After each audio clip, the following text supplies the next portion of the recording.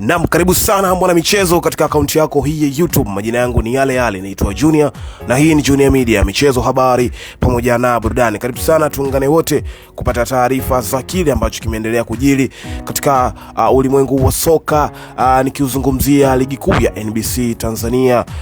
Hivyo na moja kati ya taarifa ambazo zinaendelea kutake headlines katika vyombo vya habari ni kuhusiana na sakata zima la beki kisiki wa timu hiyo Bakari Nondo Mwamnyeto kuongeza mkataba ndani ya klabu ya Wananchi na kusalia ndani ya klabu hiyo. Mbali na hayo mengi yameongeleka, lakini taarifa rasmi tulizonazo ni kwamba mabingwa hao watetezi wa ligi kuu ya NBC Yanga Africans wako katika hatua za mwisho kabisa kukamilisha dili la kumbakiza nahodha na beki wao kisiki Bakari Mwamnyeto baada ya kufikia makubaliano mazuri ya maslahi binafsi kikosini hapo.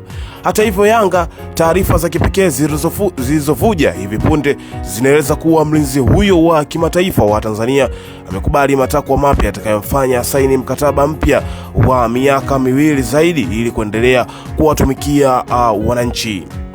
Klabu ya Yanga sasa inatarajia kukutana naye Bakari Nondo Mwamnyeto rasmi kwa ajili ya kuweka saini kwenye makaratasi na kutangaza dili hilo rasmi kwa mashabiki.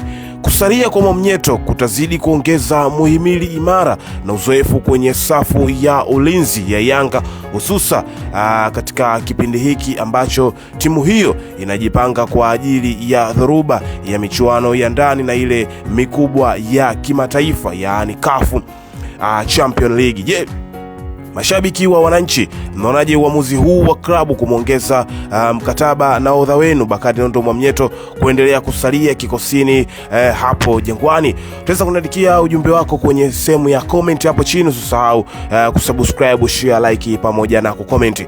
Nilikuletea taarifa hizi, naitwa Junior na hii ni Junior Media, michezo, habari pamoja na burudani. Kutokea hapa sina la ziada, lakini nikuage na nikutakie siku njema. Bye bye.